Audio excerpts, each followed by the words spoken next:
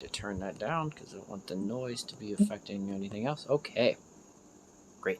Hope everyone's having a wonderful day. It is someday in October. I have no idea what day of the week it is. If I had to guess, I would guess today is Tuesday. And if I had to guess the date, it's a double-digit number. That's all I know. So current temperature. You guys like to know the temperature. Current temperature here is 62 degrees or 16 C. So lovely, lovely, beautiful day.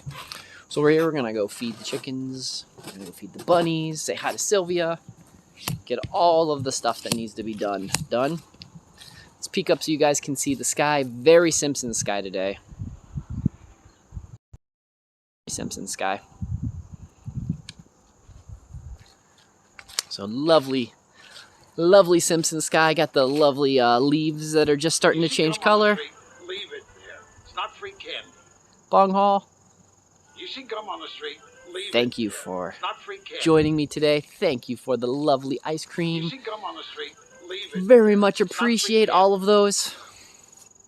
So some gray clouds up there. Well, my days are Not too bad. Just a little lovely day. Lots of pears still on my trees. Certainly coming to a middle. Well, my days are not taking you seriously. They're certainly coming to a middle. Messiah, thank you also for all of the lovely treats.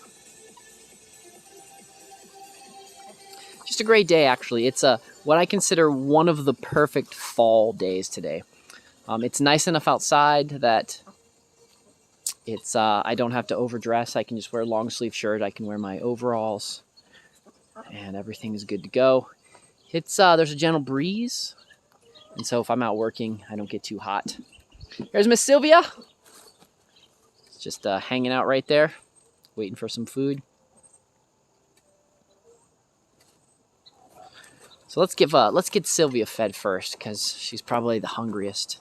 Being the largest of my animals, she is the hunger pig. So let's get her fed first as we go on this fun adventure, and then we'll go through and we'll feed everybody else.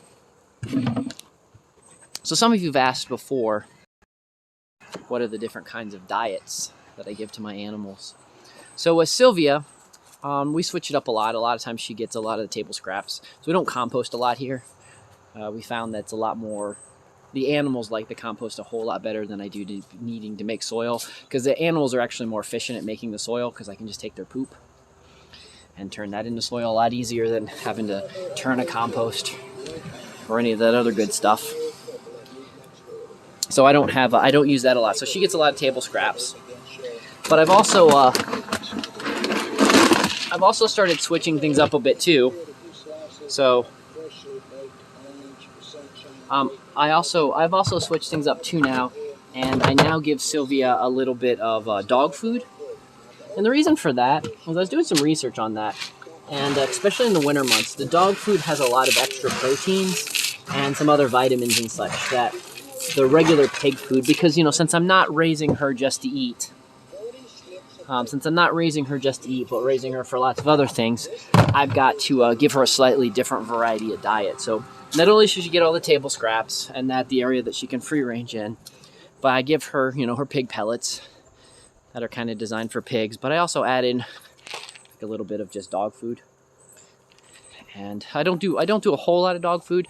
So about every other time we buy food, we will augment some dog food in there. And we notice that she really likes it. She doesn't seem to get as hungry as much throughout the course of the day if she gets a little bit of dog food integrated in, and plus dog food's fairly inexpensive.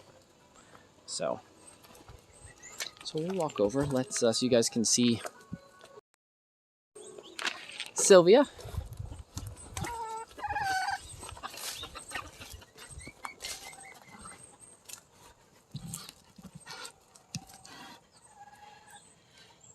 Right, Miss Sylvia? Yeah. You hungry? Yeah. You want some food? Yeah. Lots of food. Okay, let's give you some food. So, you guys may be wondering, if you're new to the channel, you may be wondering why I pour the food on the ground. That seems mean. Part of it has to do with Unfortunately, when I had Sylvia as a young piglet, I used to feed her in containers, and then I got lazy sometimes, and the food would fall underneath the container or fall around the container. And then she learned that there was food underneath the container. And so as she got older, she knew that there's probably food underneath the container. And so she always went to flip the container. And so some of the big containers that I used to have some cement containers. And being 600 pounds, you can flip a lot of crazy stuff. So she flipped some of the bigger containers, and then she ultimately got to the point of breaking a lot of the containers.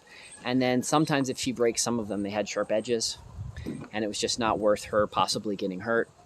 So now it's just to the point where we just pour a little bit on the ground and such like that, and it seems to solve most of the issues, and she doesn't seem to mind it. Actually, I gave her a container about a couple months ago, and she purposely flipped over the container and moved the container to the side and just started eating it on the ground. So just something she got used to doing. So that's okay. So here we are in the bunny barn. We're going to start with the bunny barn today. So let me put you guys right over here.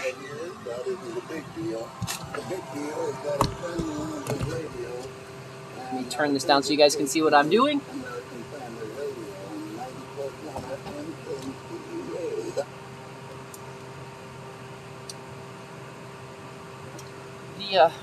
What's silly is the radio that I have in here. As much as I love the radios, for some reason it doesn't always address the SD card. So I don't know, whatever. So here we are in the bunny barn. It's kind of a mess. You guys know me. A lot of my stuff is a mess. The idea is always having extra stuff sitting around. You never know when you're going to need something, and never know when the store is going to be really hard to get to. So it's always good to keep extra stuff in here. So that's why it's a mess. But we're going to feed the bunnies. So with the bunnies, it's pretty simple. Bunny food is straightforward. So the two big things I feed bunnies is we feed them lots of grass. So we cut up the grass and make sure that they have grass clippings and hay and such like that. And then we have just regular store-bought, good quality rabbit food. My scooper is not in here. Alas, that's okay. I can do this a different way. The scooper just makes it a little bit easier. So usually, for those that don't know, usually when it comes to feeding the animals and such, this is Lisa's part of the job. So while I do a lot of the maintenance, making sure that we do a lot of the financing, figuring out the final decision, what we're going to do with the animals and such like that, Lisa's pretty much the one that feeds them. So she's really good at keeping everything in place. I kind of still getting used to putting stuff back where she wants it. And so kind of slacking at that. So that's why I don't have everything that I need at the moment.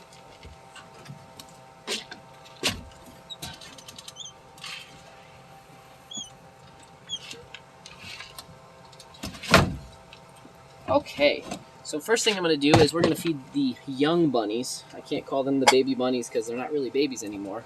They're young bunnies. So let me get them fed, and then I'll actually pull you out one so you guys can see them.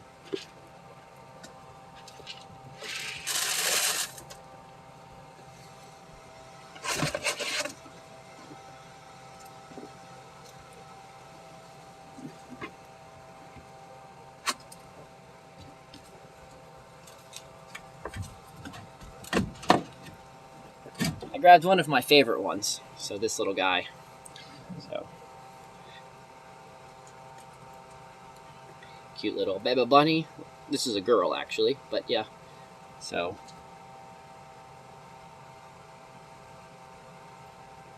very gonna be very hungry in a minute. So just cute little one. Again, not trying to breed them. Bunnies just have lots and lots of bunnies. It's just kind of how it is. Once you have bunnies, you're always going to have more. So this one's not actually going to be able to play in the yard, not going to free range because of its colors. So this is going to be one of the, this is either going to be a bunny that we sell, trade, or we use as breeding stock because of the color. But I like this guy because what's really cool is he's got a couple spots on his back, but she's got a really interesting gray nose. So, and then I'll show you one more in here so you guys can see some other variances of it. Well, here, I'll just This might just be easier. Let me just show you like this.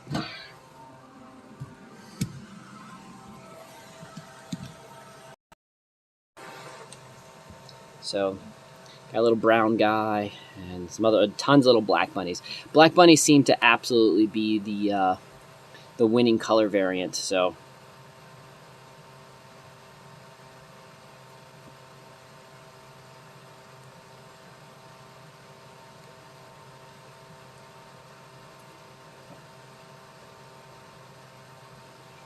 So, lots of cute little guys. So, yeah, so many bunnies. Yeah, if you really realized how many was in here, you would realize that there's just absolutely tons of bunnies in here.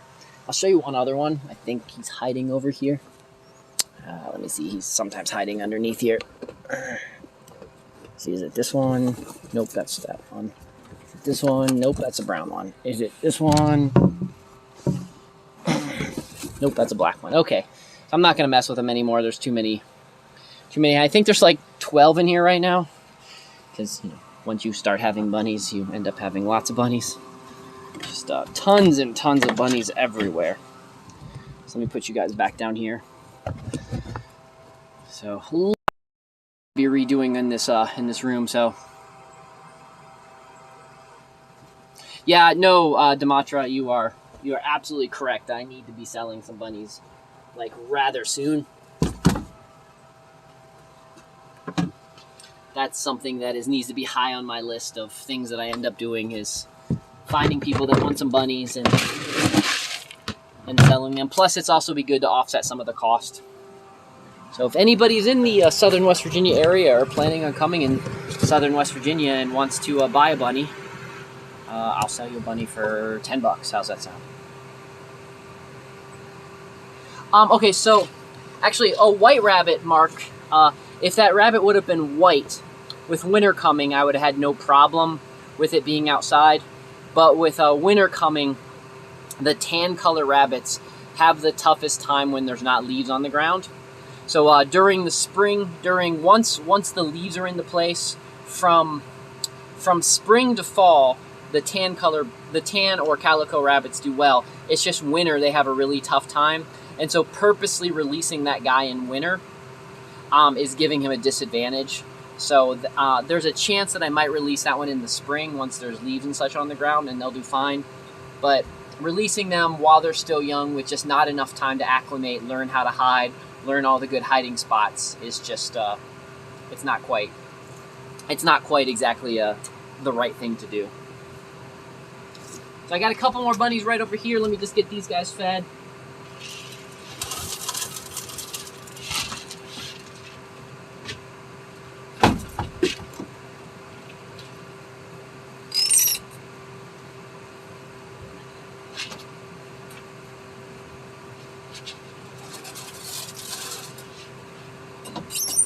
Okay, so we got everybody in here fed. We'll put some regular food down. We got I'll show you guys if you've not seen, if you guys have never met Gracie.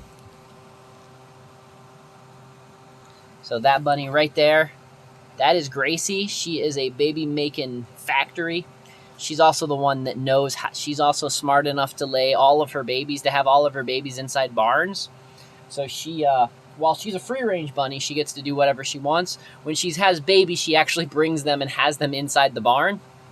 And then she knows that if bunnies are born in the barn, we protect them from the environments. Like if we find babies in the barn, they then get moved over into one of the cages. That's just kind of the rules that me and Lisa came up with when we started raising bunnies, is which ones are we going to try to save and which ones are we going to just let free range and do their thing. And if the rabbit has their babies in the barn, then that was kind of what the rules that we made up.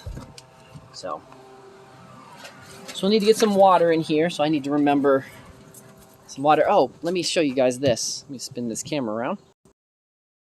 So there, if you see all the sticks, that is going to be, I think 2 of those are peaches, but all the rest of those are where I planted pawpaws. And so we're going to see if I can sprout some pawpaw trees this year. So local pawpaw tree, not very far away. One of my secret spots that I know where some pawpaws are. Snagged some, ate them. Super tasty. Banana custard. That's what they taste like to me. One of my favorite fruits is a pawpaw. So I snagged some pawpaw, planted some there, and hopefully we will get some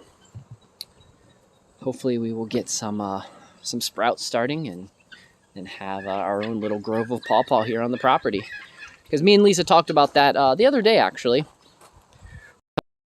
Things that we need to start doing is we need to start making little fruit forests all around the property. Just getting either planting some seeds or mix some seeds with some trees and such that we plant, and just have little pockets of fruit, of edible fruit trees and stuff like that. Because with my pears, the pear trees do really well and produce tons and tons of pears. And oh, here you guys want to see, these are really small pawpaws. So here's some small pawpaws. So I don't think, what do they look like inside? Here's what the seeds look like. This one's actually not bad. The skin's not very good, but here's what they look like inside. It kind of tastes like banana custard.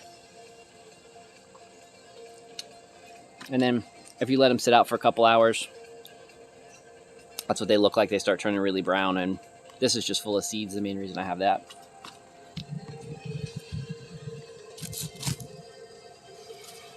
Oh, let me put you guys down here so this is a little bit more exciting of a spot.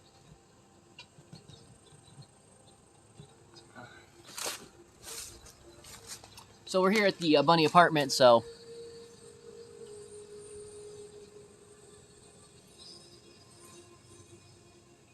like a fruit potato, kind of.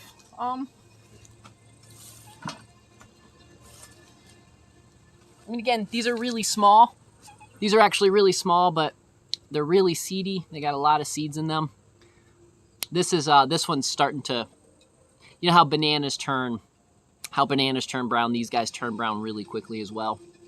And as you guys can see, even on the side, I don't know if you guys can see that it's starting to turn darker color on the side just from that little bit of opening it. But very sweet, like a banana custard, so.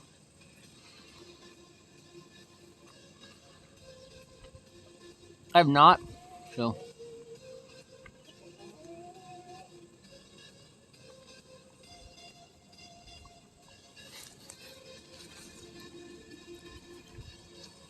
Okay, let's get to feeding these guys a little bit.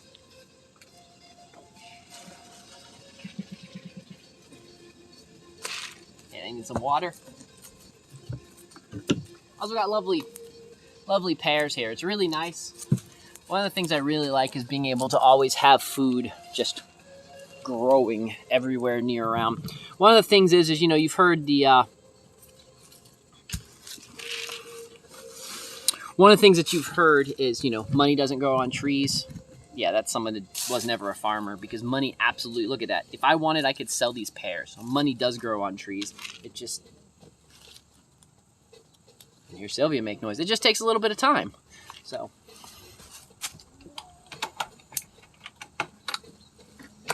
Here's one of the, this is one of the combs that I have that I was just, it had some issues here, so I cut that out, and then I was just letting this dry out to make sure no more mold or anything was going to choose to grow on this, so I can store this for the winter. Just one of the extra frames that I have. That just set out in the sun. Sometimes it's good to set out in the sun. Cut out the crap that's in it, and then just set that out in the sun, and it'll do well. So let's get the rest of these guys fed, and we'll get to more of the exciting stuff. So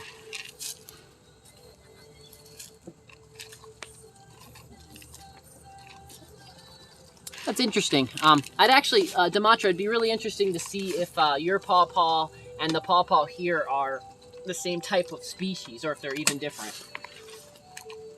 And we're both just using the same colloquial names.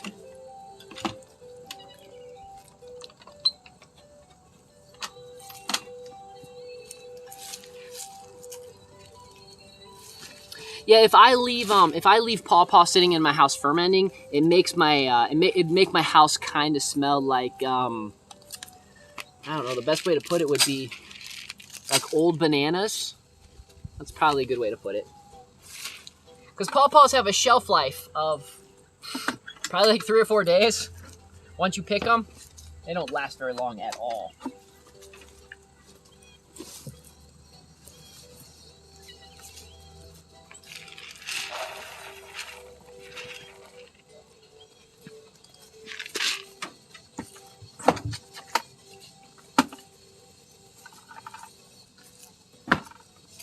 Okay, so let's give because we got some free ranging guys. Throw some food around here so the free ranging guys can get some extra food. You see gum on the Come street, back here and leave we'll it. get some It's not free candy. we'll come back here and get some more water. You see gum on the street, leave it there. It's not free candy. So yeah, I'll look it up Demantra later and on Discord. Leave it there. It's We'll not check free it out. candy. Thank you so much for the treats. Well, my days are not taking you seriously. So. They're certainly coming to a middle. Well, my days are not So I taking you think seriously. I'm not sure if I have enough water. Well, my days are not taking you seriously. They're certainly coming to a middle. Yeah, we're gonna talk a little bit about why I love fall as well. That is kind of I did need to title. I had to title the channel, but you know, fall is what is my absolute favorite season. I love the smell. It's probably my favorite thing about fall. I love the smell. I love leaves, but the smell of falling leaves is just absolutely spectacular. So here we are in the Kuppenheimer barn. Give me just a second to get everything set up in here. So here in the Kuppenheimer barn, you guys can see over here the chicken houses that we have. You guys have not seen the baby chickens in a while. You can see how fast they've grown for those that watch them from early days. A couple of them decided to jump off. I'll have to grab those. Give me just a second.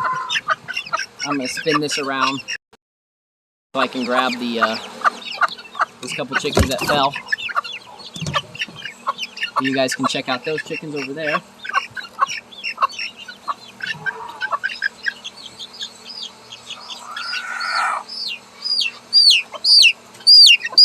Here's one of the little poof balls that jumped out. Let me grab the other guy.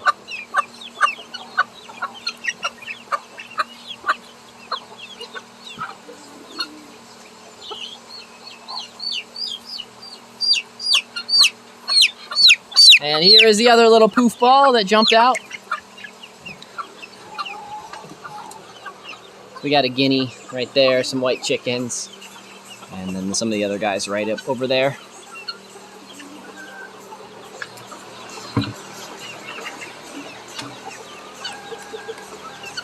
Let me put you guys over here. Get this set up well. Around. This is a better angle. So I'm gonna get these guys some food. We're gonna talk a little bit about what kind of feed I have set up for the winter. So usually in the summer and the winter we have slightly different types of recipes. So a lot of these guys go out during the summertime. They get to free range. They get to move around throughout parts of the yard. They get to eat grass. We're not quite, the farm isn't quite set up to the point where I can let these guys free range like I do the ducks and the larger chickens. So all of the Bantams, like mostly the Silkies, are what I have a lot of. Those guys actually have to stay inside enclosures to protect them because there's enough aerial predators, and with the foxes and such around, they could be taken off pretty easily. So can't quite let those guys completely free range, but these cages don't have bottoms, and so we can move them around like chicken tractors, and so they still get access to grass and such like that. So during the summer months, they mostly get a lot of seeds and then some vegetable scraps, and then their nutritional feed that we give them. So this time of year, we will cut some greens and we'll throw some greens and such in there, but we have it definitely more of a seed based. So unlike buying just a commercial feed that a lot of people get, I do a lot of times where I really like to give these guys seeds. So, and mealworms, the little kind of beetle type thing, the beetle type worms, mealworms grow really well in here. The chickens actually foster their own like mealworms in their cages. We'll talk a little bit about that in just a second as well. And because of that, they also get access to bugs. So it all works out well. So why do my chickens produce mealworms? So I do a what's called a deep litter every winter. So what that is inside the cages there's rubber on the bottom. So what I do is I put a layer of sand down, I put a little bit of a diatomaceous earth, then I put in leaves, and then I put in hay, and then and then over the course of the year, sometimes I put in even a little bit of peat moss if I have some, and then over the course of the season, the chickens will stir that up. They'll, because of the oak leaves, especially the oak leaves have tannins and other things in them to help keep the bacteria level at a lower state. The chickens are it's kind of like making its own chicken compost, and so the chickens get in there, they scratch around and all that kind of stuff. So because of all that, they make a really good soil, but it also, because of the deep litter, it means I don't have to get in here and clean it out that often. Now, if they completely flip their water and there's a high level of moisture inside the cage, then I do, but most of the time I don't usually need to worry about that. So now I just need to figure out where I put my scooper.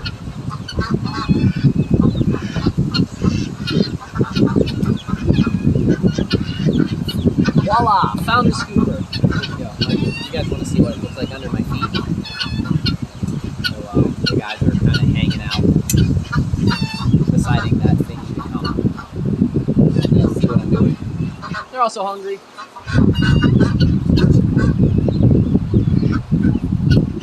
Found the other scooper. It's a good day. Found 2 scoopers.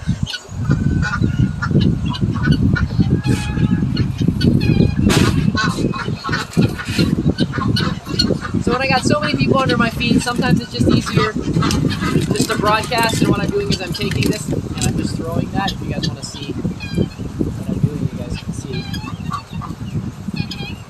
Oh, why'd you do that? Phone?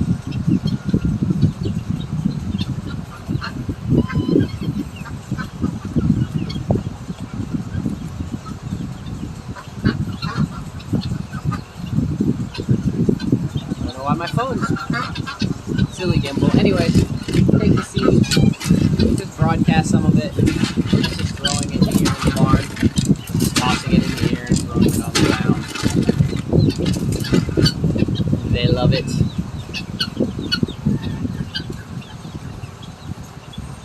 You guys can see, they love to just go around and try to find it.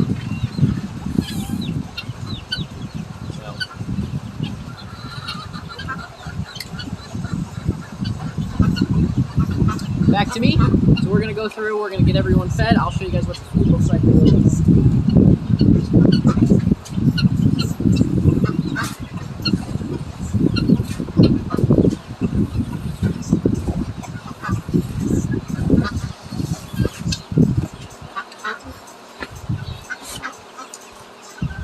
So here's what my feed,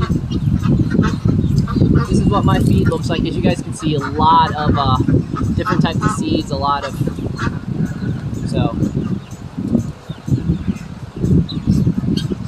yeah, the fan, I keep this fan on running 24/7. I realize that it makes really good air circulation in here, and since I don't have a vent yet,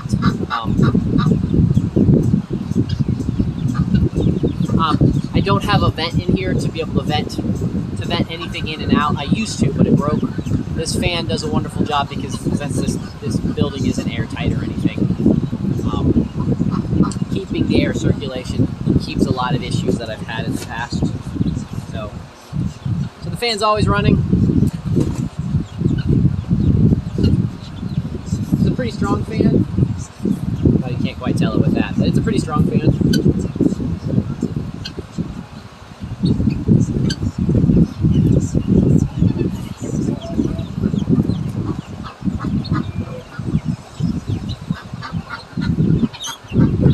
we're gonna go through. I'm gonna get everybody. We're gonna get everybody in here fed.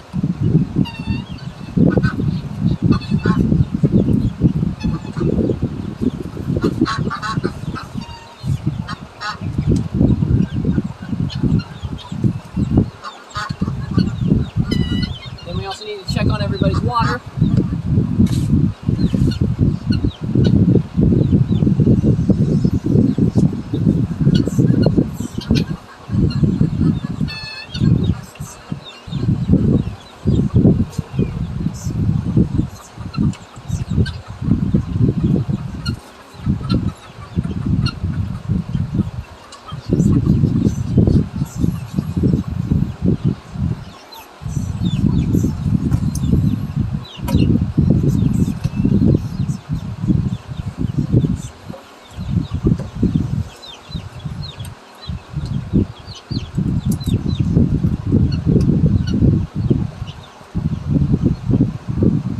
Stay tuned a little bit. We'll go after I'm done feeding everyone and getting everybody water.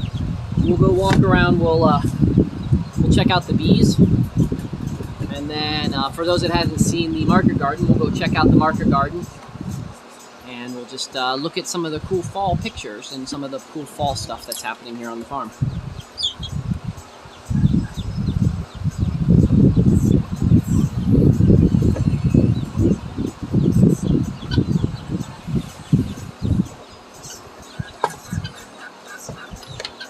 Right now, it's just me doing the chores, giving all the chickens a little extra attention, seeing what's going on.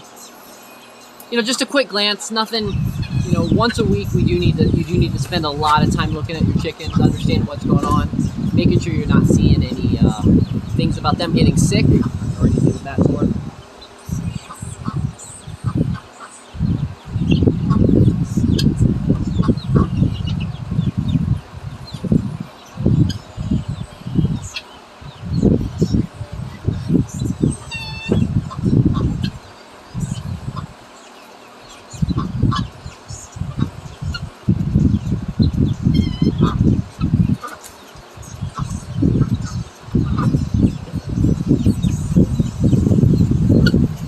Today's a little bit slower day, so we're just gonna go slow.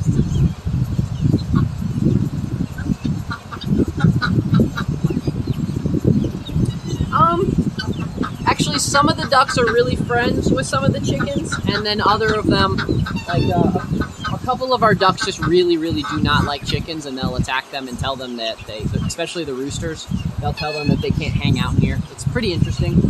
But then some of the ducks don't like other ducks, so I can't say that it's necessarily a duck versus chicken thing. We also have guineas. Guineas in here, and guineas are even dumber than chickens. Like guineas think in hive mind type thing.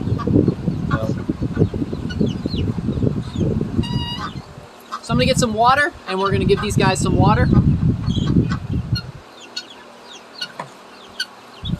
The last couple days I brought some water in here, so right now I have some water, so I won't have to go out to the cistern and get some. But I did just clean out the one cistern, and I have the measurements. I don't remember what they are right now. I think it's 13 feet by 15 feet by, I think 10 feet deep is the one cistern. That's one of them. I have two cisterns. Cisterns are just places to store water, for those that might not know exactly what I'm talking about.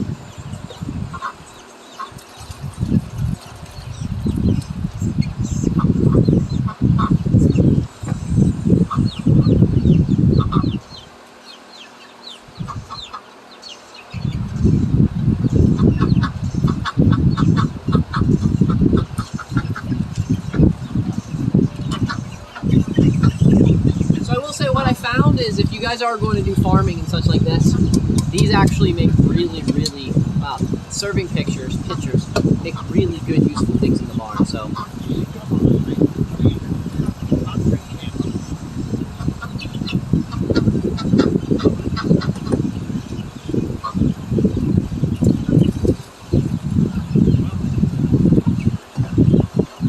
and thank you so much for all of the treats for the glory of Christ.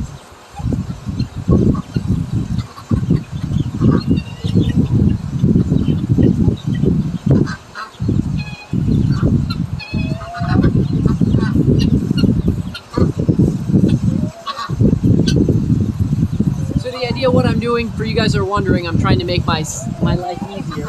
I'm focusing on getting this back wall done first, and then we'll move around to everybody else. You don't want to forget feeding or watering anyone because they'd be really angry.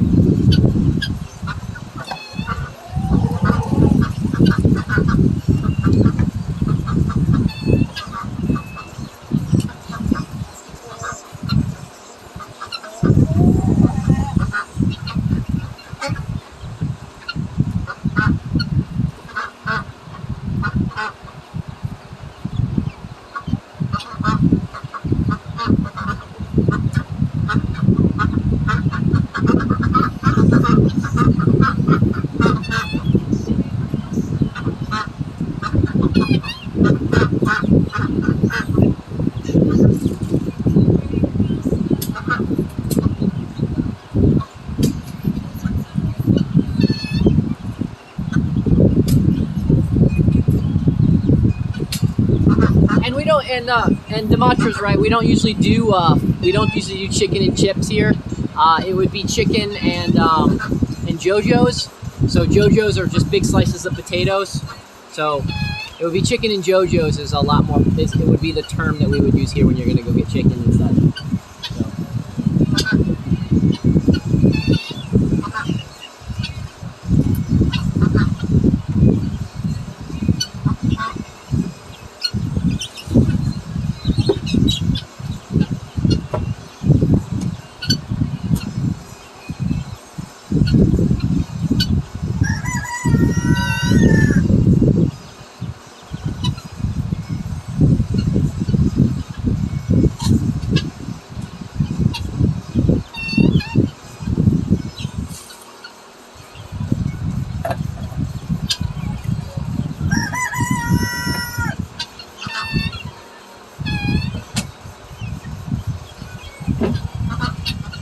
Okay, everyone on the back wall and the side wall has been fed.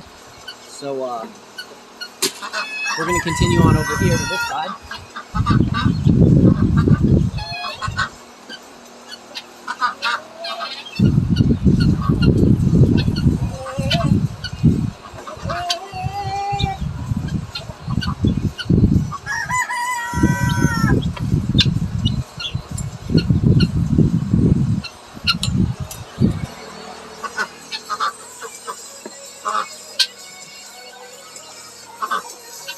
Yeah, actually, the fox here have been pretty low key. I've actually been really lucky. We had some fox earlier this year, but they haven't really messed. They probably mess with some of the bunnies, but in general, they haven't really messed with me. So very happy about that. I love when I don't necessarily have to worry so much about the predators and such in the area.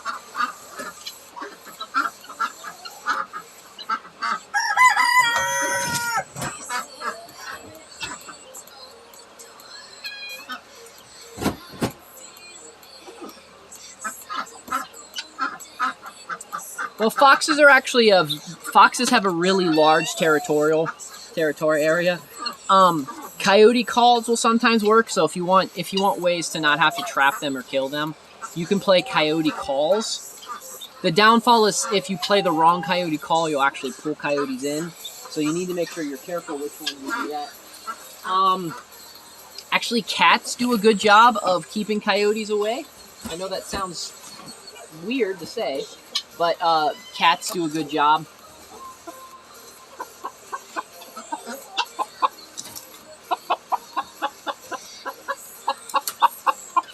The other thing is sorry, cats do a good job keeping foxes away is what I meant to say, not coyotes. And then you can do trapping and then relocating them. That actually is pretty good. Or if you get lucky and you find one, that's just kind of not going to mess with your stuff. You could also leave what I call sacrifices. So when your animals die, have an area where you take all of your kind of a far away from your farm, but you have a particular area where you leave the dead animal for the animals that are passing through to collect and eat. So it's kind of since the animal's already dead, instead of burying it and wasting it, just give it back to nature. And so find some place where you know the coyotes or the animals are passing through, and leave it there for them to access and for them to get. So it's using the dead using the dead in the proper scenario so that they can do what they need to do. I'm gonna put you guys up here for just a second so I can get these guys over here fed.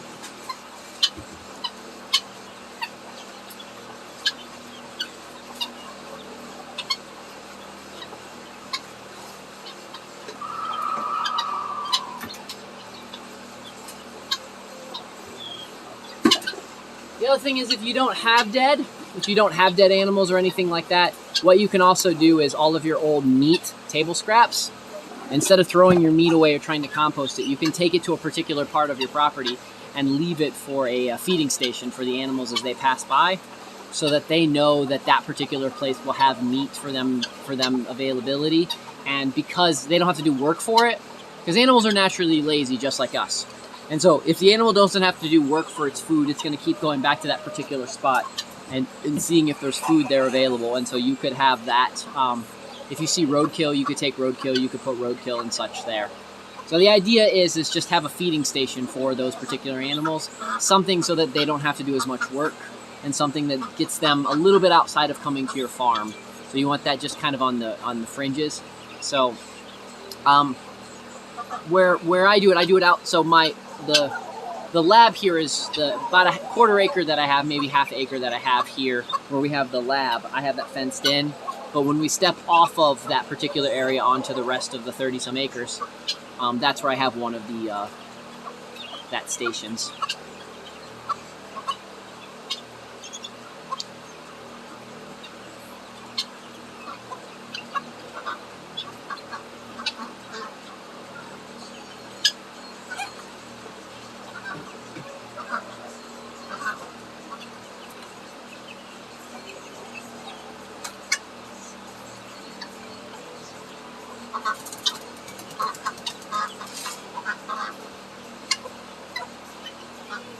So let me get these guys fed over here, and I'll be right back with you just a second.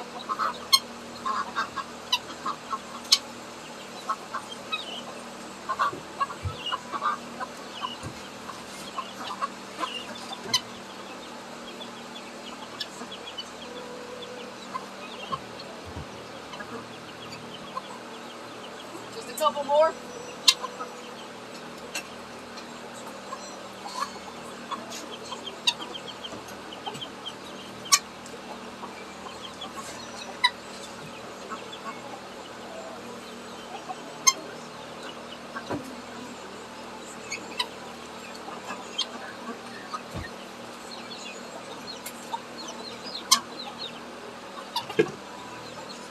Okay, let's see if I've got a water sitting out here, because I'm gonna need some water in here. It does not look like I do, so we're gonna have to go snag a jug of water. I'm gonna put this stuff, because if you guys watched at the beginning, you noticed that I didn't know where my scooper was. So I'm gonna grab this stuff and I'm gonna put it back in the bunny barn first, back where it should be. One of the key things if you want to be efficient at running your farm, and this is advice for myself too, that's why I'm saying this out loud, is know where all your tools are, everything that you need to do what you want to do with it. So make sure you keep putting everything back. Have a home for everything. So that definitely makes things easier. So I see a jug right there. I think there's some water in that. If there is, we'll make this easier for us, and we'll go into the handy run, and we will pour some water in with these guys.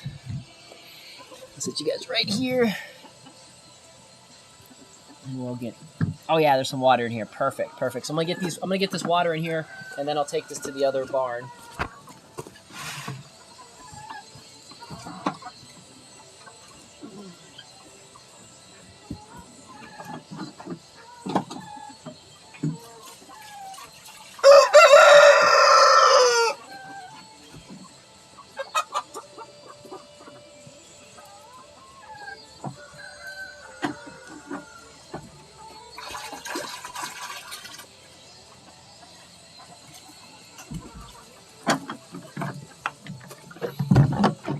Okay, so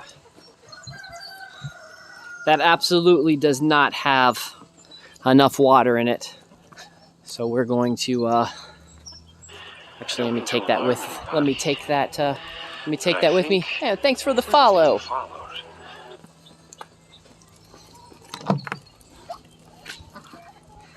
And we're gonna use this water to make sure all the bunnies over here have water, and then we're gonna get it all filled up.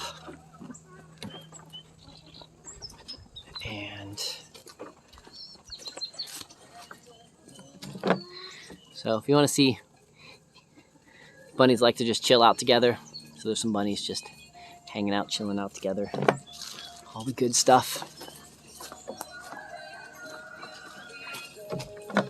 Give me just a second. Let me pop this down.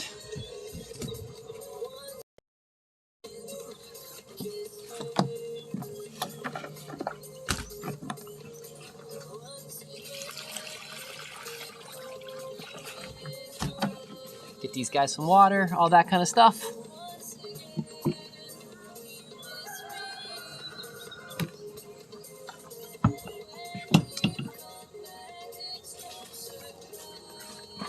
I'm gonna make sure the rest of the bunnies have some water since I'm standing here.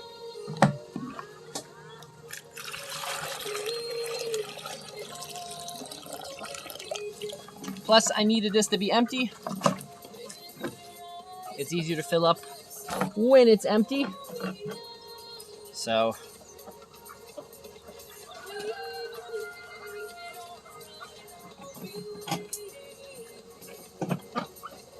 we got some thirsty bunnies over here.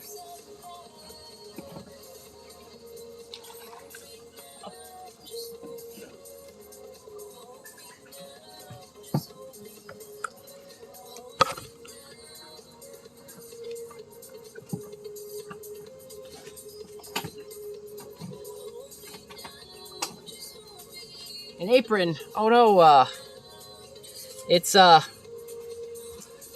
it's overalls. I just got some cool color overalls, Dimatra.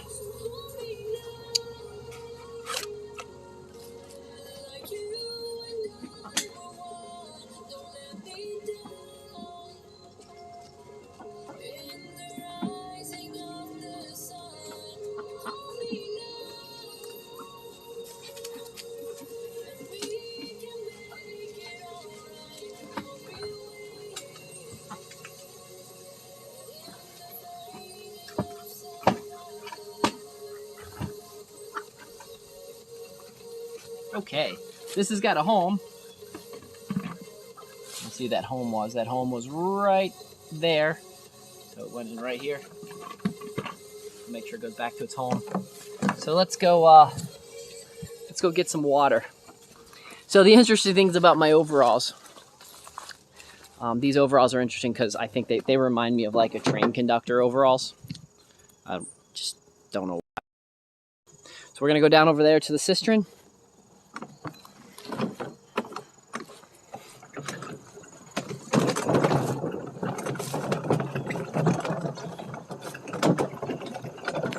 Taking the wagon with me. So here is the wagon that I have the water jugs on.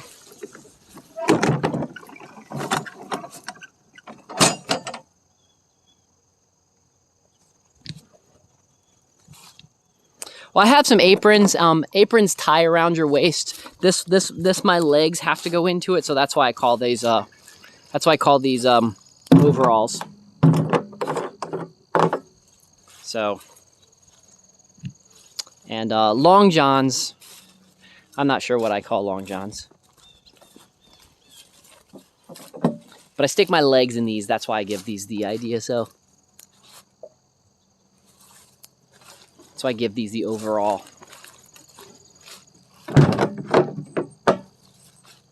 I don't have to wear trousers / pants with these. So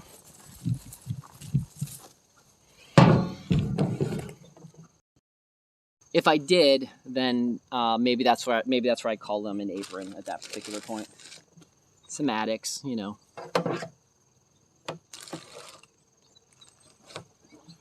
Okay, so we got the power in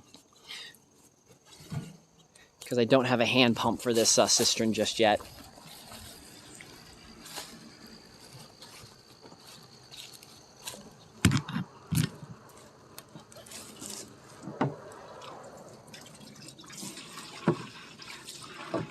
So I have the big, if you guys can see, I have a big tub here with a large surface area to catch as much water as I can. So, and that catches as much water as I can. This is also fed with an underground spring as well. This was the house's original drinking water. And so it's just nice being able to utilize this. So. But it's always, we get lots of water here. It rains quite often, so it's always fun to try to utilize as much water as possible. So, if I didn't take any water from this, and I just collected all the water from the rain, just from this thing, it would fill up in the course of, in the course of most years, I would have this thing completely filled. So, let me take this jug over to the,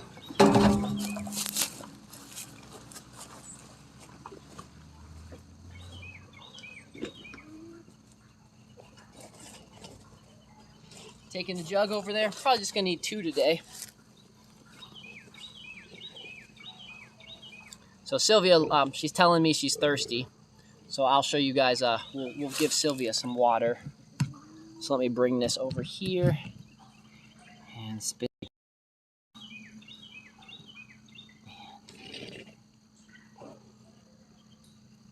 No, I actually don't. The good thing about it, let me show you, I'll show you guys real fast. Let me carry this over to the other barn real fast. Over to the trolley.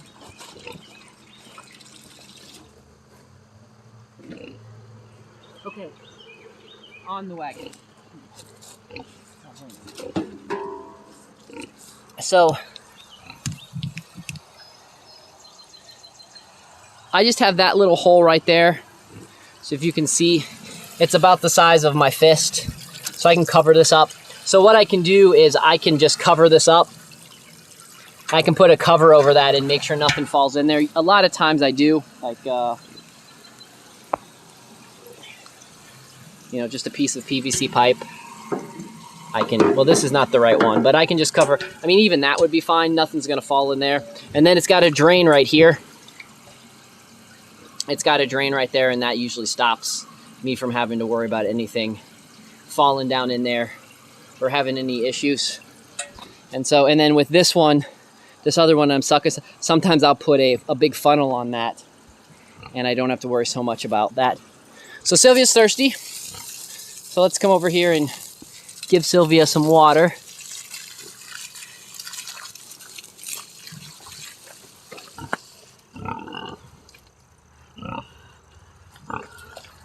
Let me get this a little lower because she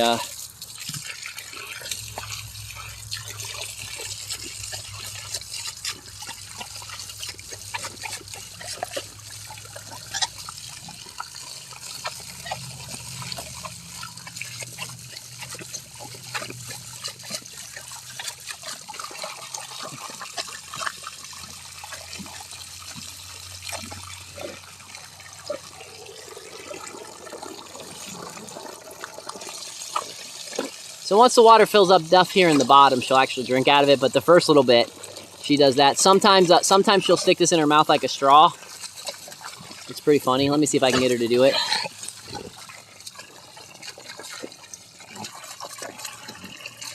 It doesn't look like she wants to do the straw today. I don't mean to alarm anybody, but Hey, thanks for the follow.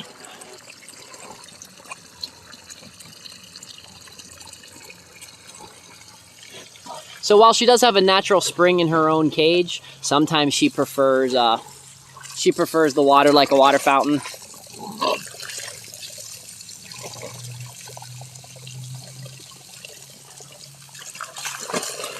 And she sometimes she obviously doesn't like me,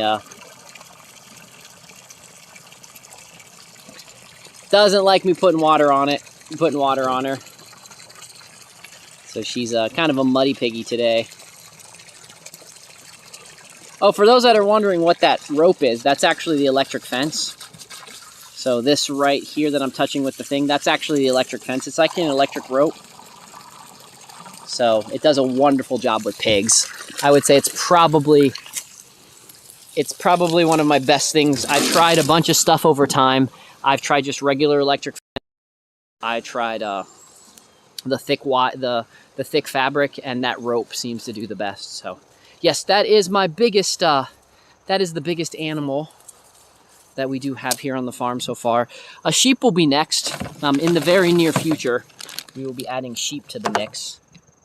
So, but as of right now, Sylvia, our guard pig, is our largest guy. Since we're over here, guys, we got the ducks falling over. We got to take that to the barn. But since we're over here, let's walk over and check out the bees.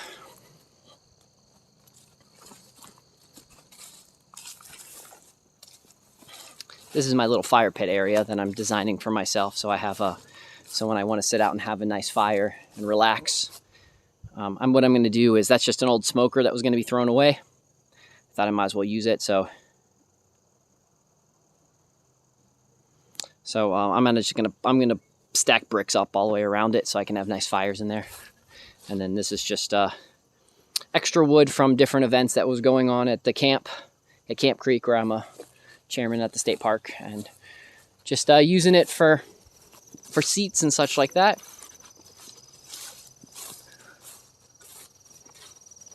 As you guys can see, the bees are still rocking it pretty well. So soon, it's way too overcast today to get into the hive, but soon I'm going to need to get in there and winterize all these hives, give them their fall medicine, so that they can, so we don't have to worry about virula mites and such like that. So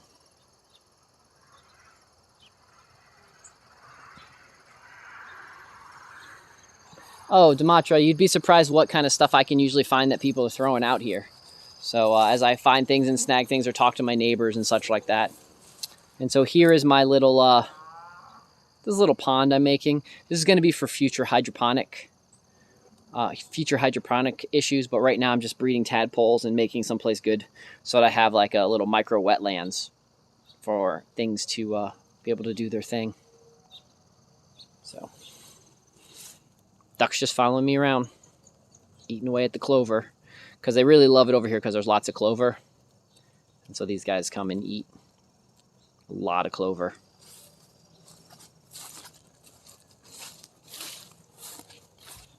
But this is the area, if you guys want to see how well, so this area used to look as crazy as all that, and I just use my scythe and just scythe this down. So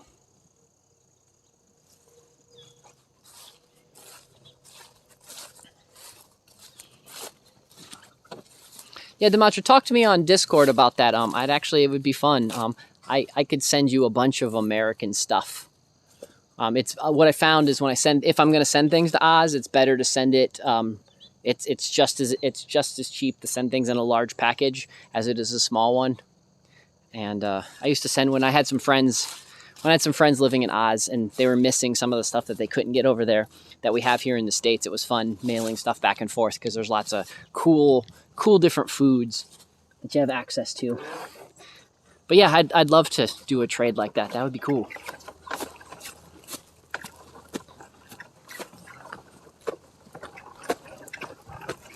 Also, I want some snowy gum seeds. Really.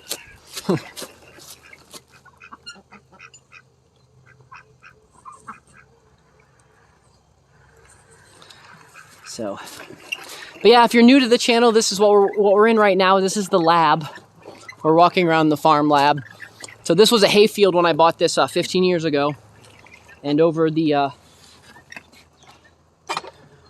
hold on, I'm gonna miss the, over the course of the last 15 years, I've planted all the trees here, or allowed all the different trees here, put in all the buildings, and turned what used to be just a boring grass hayfield into my farm lab, where we're always trying new different experiments to see how different things work out.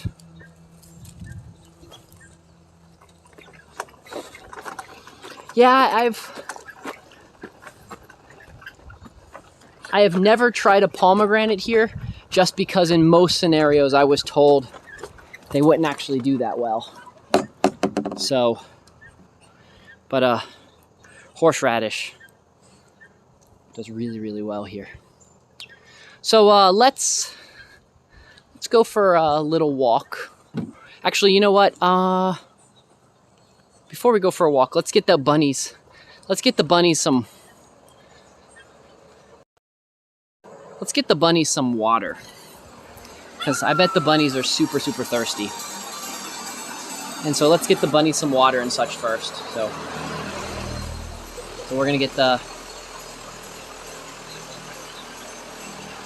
hook the bunnies up with some water.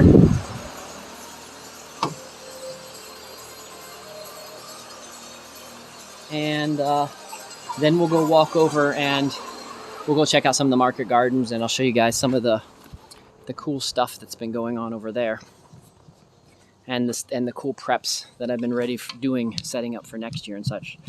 Let me just set you guys here for just a second while I get some water.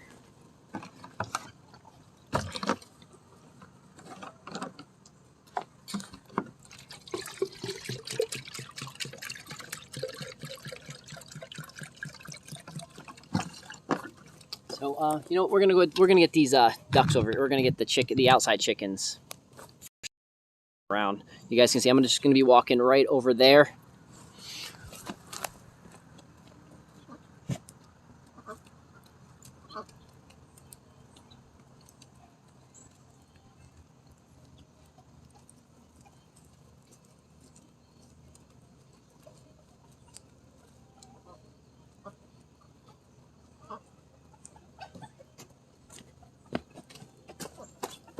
So those guys are good.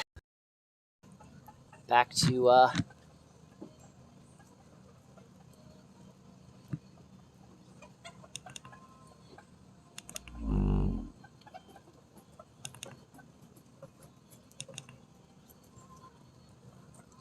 back to me. Let's get some more water.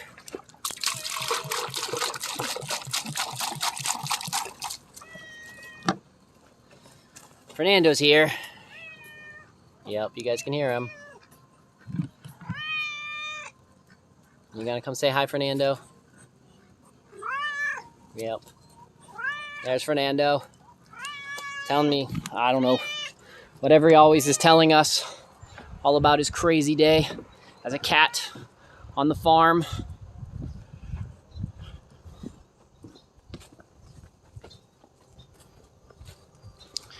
Always crazy day for cats on the farm.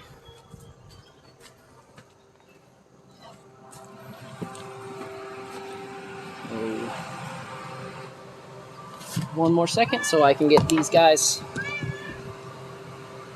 in here a little bit more water. Yes, Fernando, I hear ya.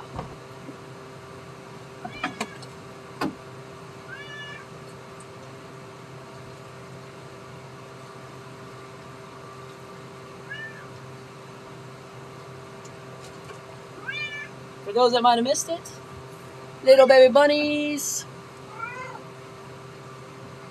Little baby black bunny. Got a couple different, lots of baby bunnies.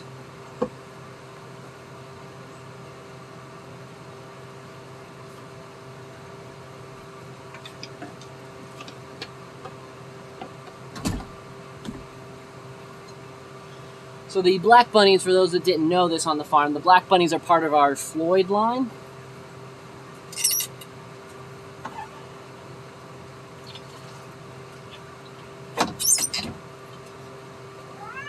I will say I have not, for those that might be wondering, so the cat might kill the bunnies that size are fine. If the bunnies were a little bit smaller, they might not, the cat would probably treat them as snacks, but those guys are big enough. And then when it comes to chickens and such like that, the cats don't bother them at all. It's just songbirds and such is all Fernando really eats. I was just about to say things about Zig Hale. So I have not seen Zig Hale now for a little while, but I did see up near where Zig Hale lives up on the mountain.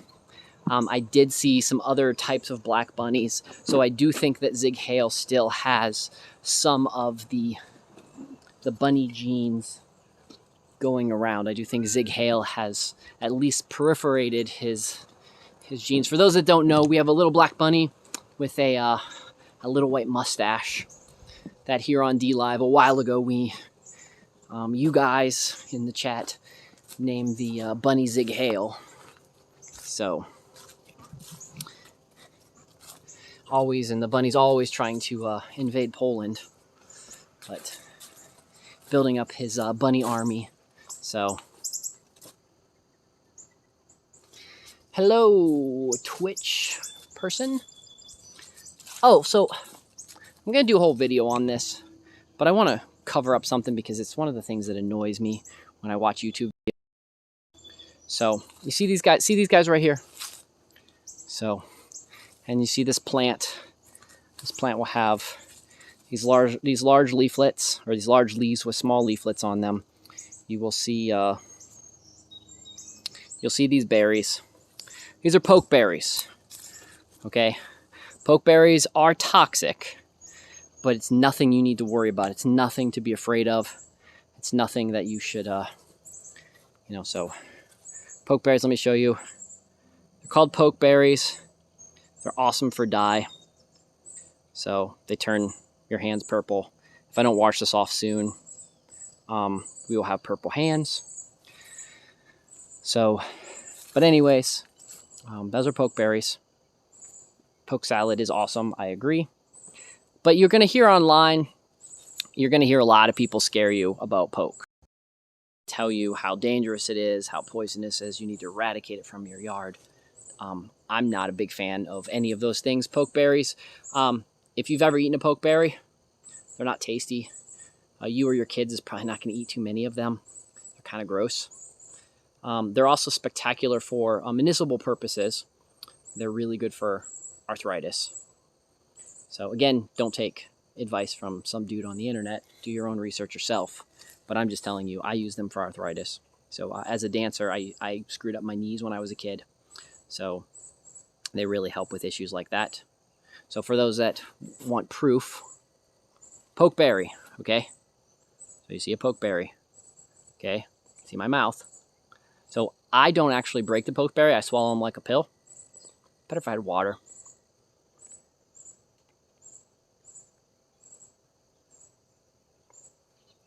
There we go. It's gone. So just swallow the pokeberry. Again, the reason I do it like that is so the seed actually has most of the toxins in it. And so the seed will go right through our digestion system. And so that's usually why I do that. But you don't have to worry about crushing the seed. So let me see if I can describe the taste.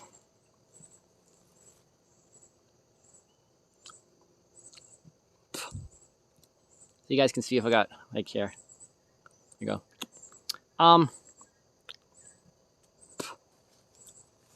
The taste is it's sour milk with alum and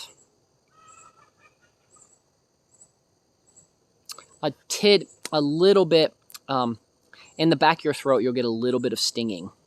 So kind of like if you ate like a really hot, if you ever had an atomic fireball, or you ever had one of those like things that last little bit that goes down your throat. That's kind of like, nah, not very good. That's kind of what it tastes like. Again, I don't know anybody that would eat even if you're really hungry. You would eat one and you'd be like, oh, this is gross. I'm not going to continue. And it's going to be a whole lot more like to get a stomach ache. Let me go back to the tree for just a second. As your adult, if you're a healthy adult, to get a stomach ache,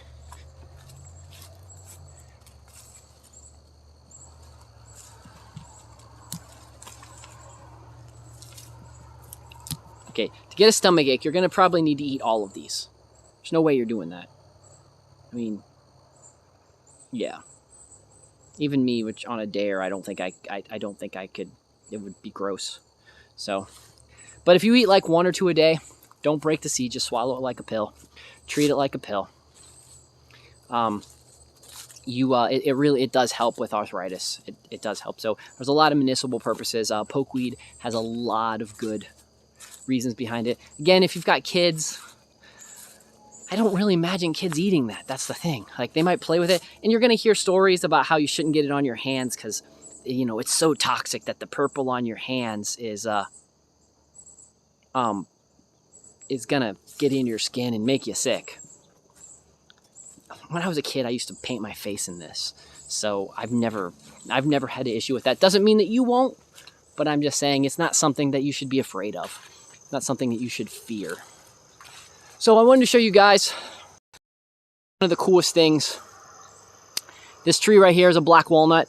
Me and my dad planted that from seed 16 years ago. And this year is the first year I've got a yield from it. And this is a heck of a yield. So what's so cool about black walnuts is, let me see if I can get one that's already kind of smashed open. So black walnuts, not only can you eat this, but the smell, I like the smell, other people don't, but you can take these husks and you can grind them down, and they'll make, you let them dry out and you can use them for dye because they make a really nice dye. Let me see if I can get some, yeah, my hand's just a little too, here we go. I'll put it on my other hand that doesn't have pokeweed on it. So if you guys can see, it's already starting to turn my hand kind of a little brown. But you can take this and you can dye your hair with it. You can intensify it and you can dye wood. This is also very antifungal. So it's really good if you have like athlete's foot, or if you just want to keep fungal things away. You can also put these around trees and they'll do a wonderful job. So,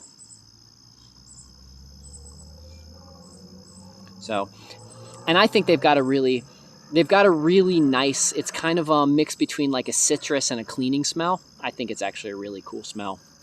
But you just let these out, and then, you know, here's the walnut inside here, and then you can crush open this walnut and you can eat the black walnut that's inside. So,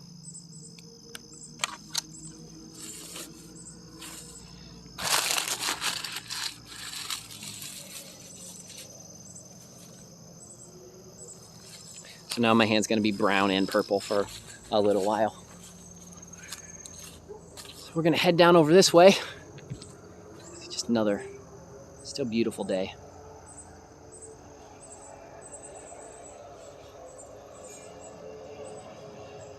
Beautiful day here. Someone was out mudding. Somebody else was out mudding. You guys want to see so I can zoom in. See, they are definitely some handful of folks out mudding. Got a nice big group of muddy four-wheelers. So English walnuts do carry a little bit of the antifungal. Not as much as black walnuts do, but all walnut trees have a little bit of that in their soil. And what that is that's actually to protect, that's actually to stop other plants and to protect the bark and the tree, because they usually like to grow in more of a wet region. And so that stops a lot of the fungus and such from growing up the trees and such like that. So you guys can see, I don't know if you guys, if those that knew, so I planted, this year I planted about 30 fruit trees. So this is one of the, that happens to be an apple. But I planted some fruit trees, and there's another one, So I planted a bunch of fruit trees. So a mix between pears and apples out here. So this is going to be our first little fruit forest that we're creating. But this is the market garden. This is, I've been preparing the soil for the last couple years. This is the first year I really did a pretty decent crop up here. We'll be expanding this tenfold next year because stuff did so well up here. I was very, very happy. So you guys can see the corn. This was my three sisters' plan.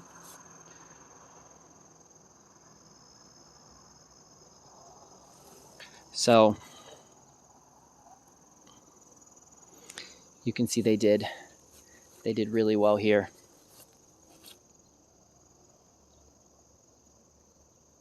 And then we've got corn. We had some corn growing here, and then we had, let's see if I can still show you. I think there's some bean pods still around someplace. The stuff that's left here is for the deer. Oh, and there's still, just so you can see, still parts of squash left over in here. But what it is where you just grow the three things together. Here we go. So here is some beans.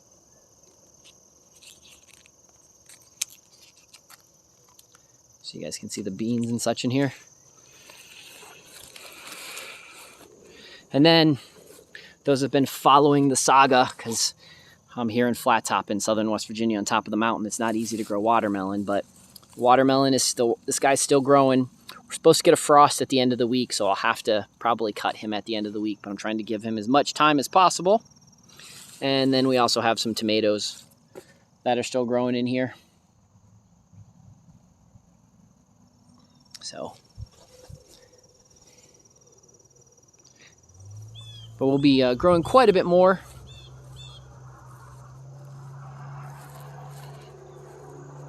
In here next year, especially now that I know that the watermelon will actually grow in here. I can actually do a little bit more planning for it. I want to show you guys the, this is Stormy Daniels. These are the, this is the mean bees. So you guys can see still some bees hanging out in there. You can't really see them because what they're going to be is they're going to be tucked up higher in there because it's been a little bit colder. I'm going to put that there to give it a little bit of wind block. So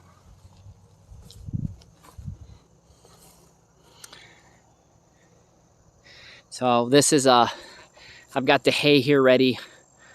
Once everything starts buying back, I'll be spreading all that hay out and such.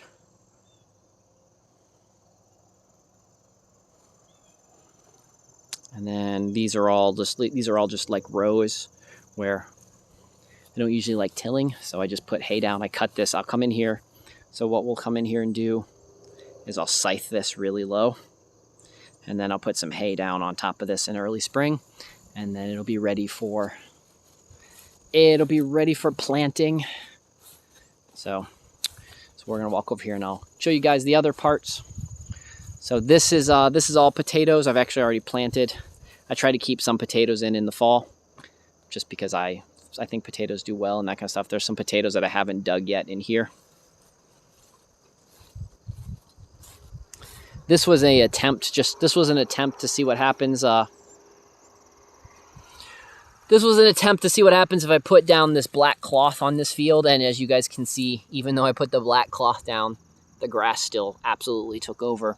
So in this particular spot in my yard, there's no reason of spending time with the black cloth, spending the amount of work and such like that. So here is some more of the fruit trees. You guys can see them all right through here. Some more fruit trees. A lot of these are pears. And then that is the outline of the next place where we'll be doing another big garden expansion. So we'll be doing some garden expansion here. That's where there's hay here. Another bit of garden expansion there. And then, depending on finances, eligible for grants, if I get an intern, all the different stuff that's going on with the Mavis Institute, this is the area where we'll be putting a greenhouse. So this is the idea where I'm going to put a greenhouse and a little cabin for the interns and such like that. So I just let that grow up because right now it's really good for food for the bees and all that kind of great stuff.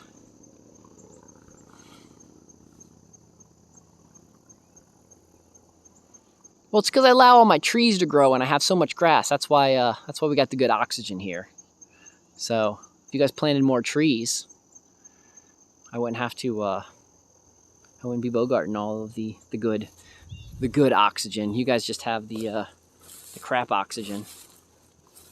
You know, the stuff from your silly little trees. I got nice big old 200-year-old trees producing lots of good stuff, even though it's kind of not so well this time of year.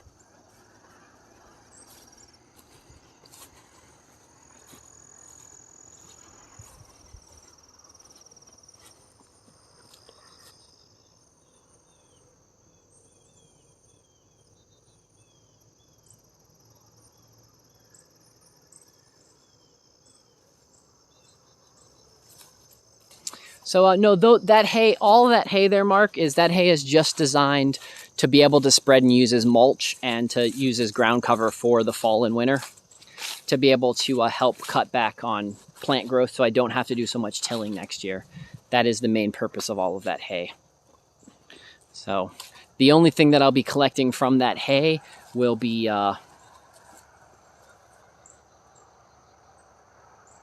the only thing that I'll be collecting from that hay is the twine, because the twine it takes a while to break down, and so I don't usually put the twine in there.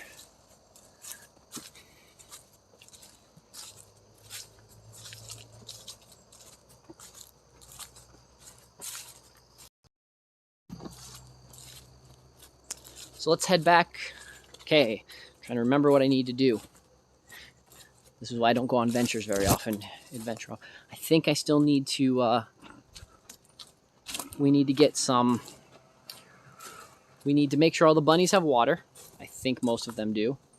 We need to make sure everybody else in the barn has water. Let's go do that first. I'll take that into the barn. We'll get the rest of the animals in there. Make sure that they've got good water, because clean water is one of the keys to having good, healthy animals. As if they have good, fresh, clean water, then they're going to do better. This is an area.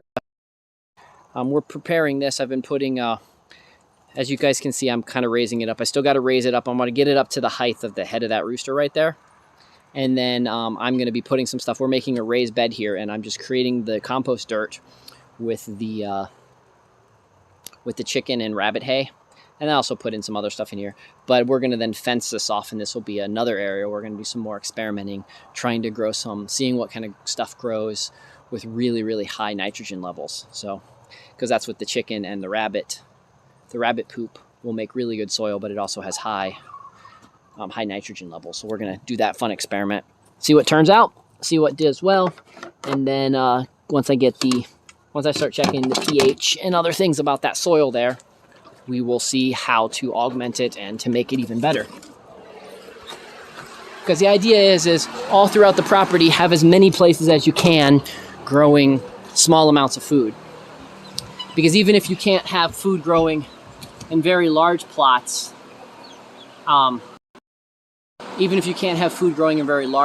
just having lots of little plots sitting around that you're growing food in is really good. So the idea is try not to let any spot go to waste. Make sure that you know why everything's being used. Now, edge is important. Don't get me wrong. There's lots of places where you just want to let the weeds grow up, and you just want to let a lot of stuff grow up because it's going to be homes for bees. It's going to be homes for caterpillars, butterflies, lots of good stuff like that. But if you have a part of your yard that you're not really using, you don't really have a plan for, I always try to grow food in those spots or prepare it to grow some foods in that spot. So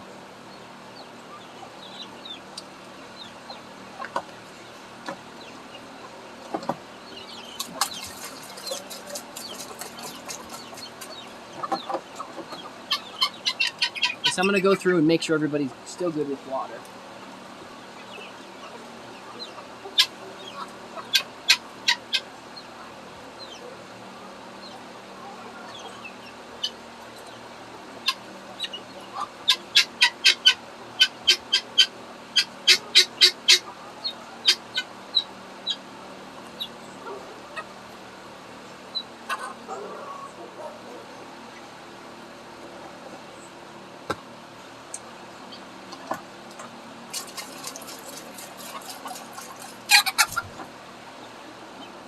So the good thing is, the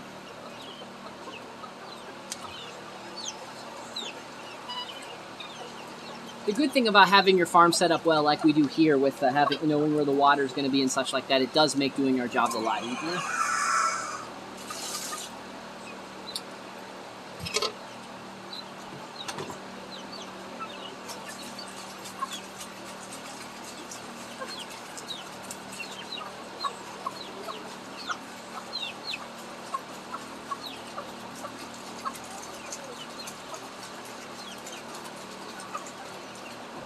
So like a lot of you know that most of the time this is what Lisa does. This is her job. So that is a that was a guinea up on that bar, Cam.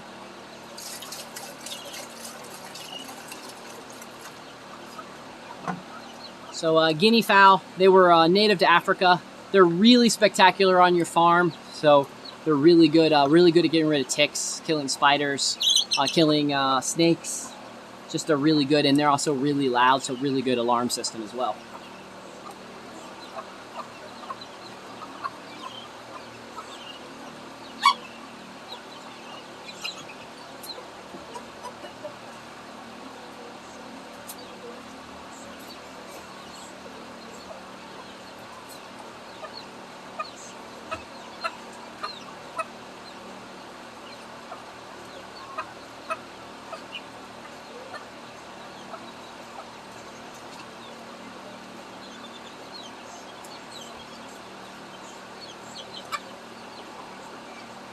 Okay, so I know I step out of the screen so much, but need to make sure I get everybody fed. So I don't think we gave the one guy some food, so let's go give those guys a little bit of food. Carry the water over there.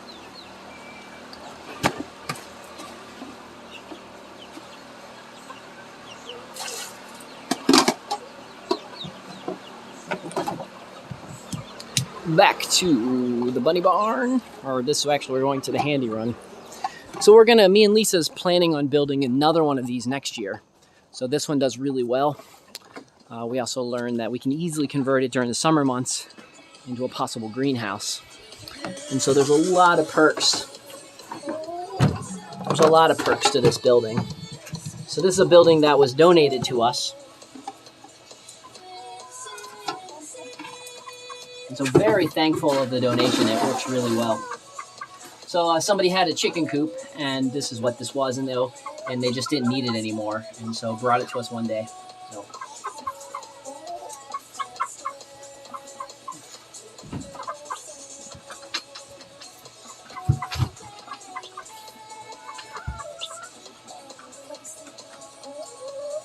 Only downfall I have to this right now is that it's a little short. It could have been used to be built up on stilts, but again, it was good because this gives us like a nice, really good blueprint of when me and Lisa decide we're going to build something next year.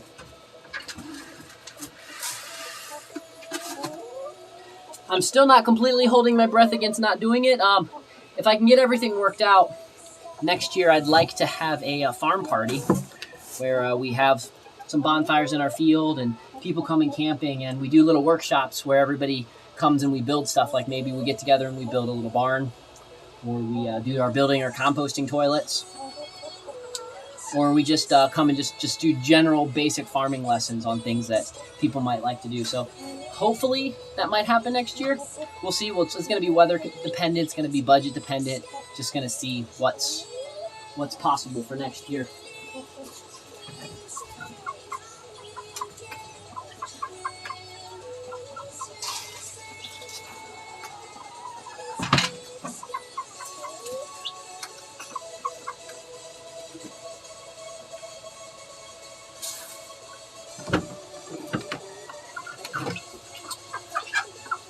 See, one of the things that we do need to do is we do need more people to be able to get together and just do more community type building. And I think that would be really fun to have a get together for those that want to come join and want to hang out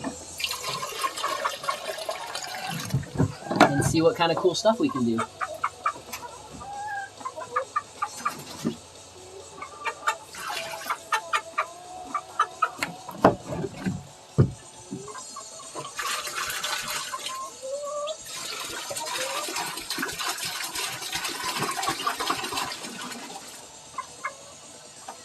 Okay.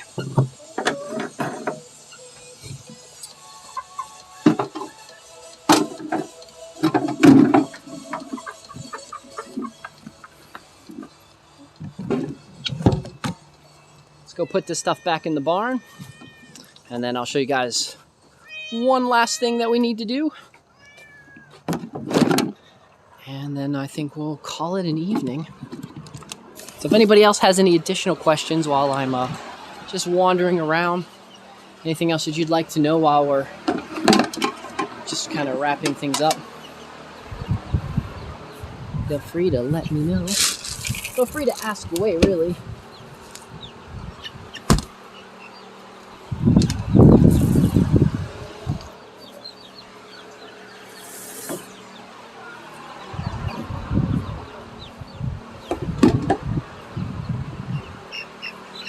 And as Mark posted there, there's the Discord. You're always welcome. Everybody is welcome to jump and join on the Discord. We talk about a variety of awesome stuff on there. So even if you maybe just want to ask some other questions and maybe you think of them later, you can jump on there. And plus, it's just a really cool place to hang out. I talk a lot on there. So a lot of times when I'm just doing chores, I got an earpiece in and I can just chit chat with everybody. We got channels set up just to chit chat with folks. So that's always fun. It's just a good time hanging out. So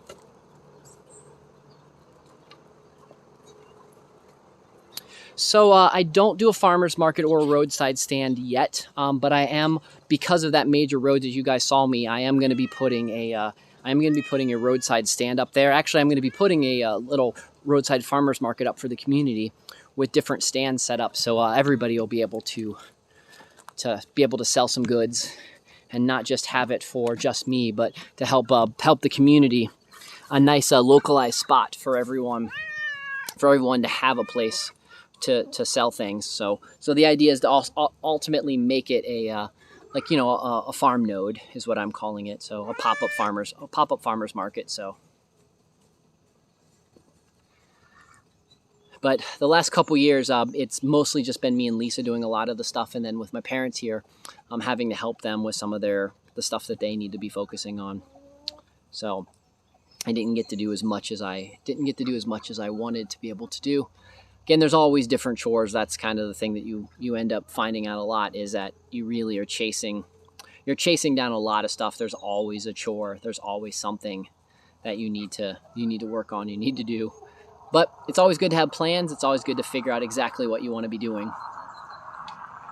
And as we build community here, as I start putting more things in place, start trying to build more infrastructure, start figuring out ways to bring in interns, start figuring out ways to utilize the nonprofit, utilize Lisa's business, and networking more in the area. And I want to do all that, so I want to do that because I want to be able to attract more like-minded people. So instead of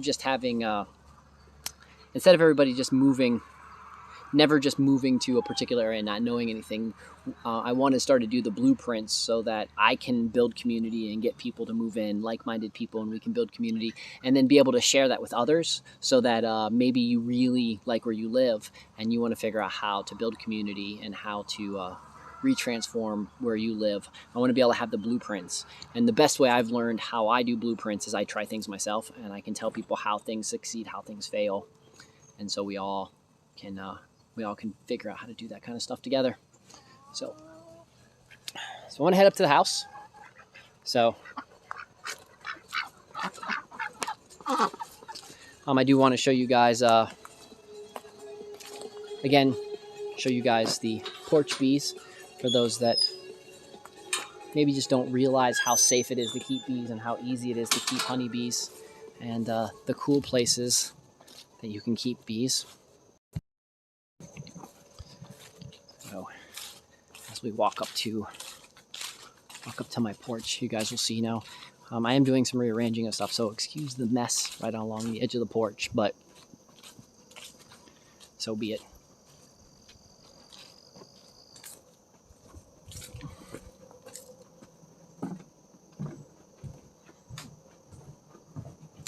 So there's my beehive. You can see it right there on the porch.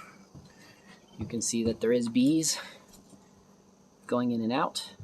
So right now, being it's so cold, you're gonna have to look in like that little hole, and you'll see some bees hanging out in there.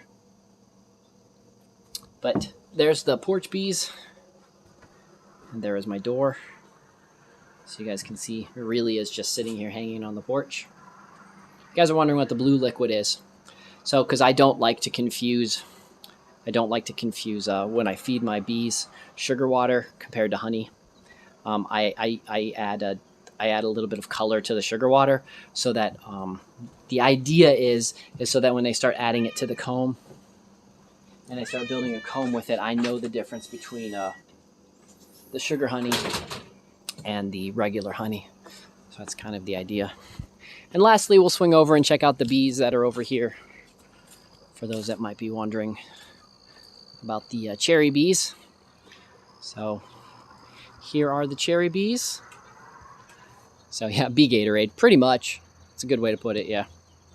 So here are the two bees. They've got, both of those have waterers across the top. Those are both feeders set up on the top, so I can regularly feed these guys. And so these guys are, this is a whole nother experiment as well. I've never had bees. I've never put bees in this location throughout the winter.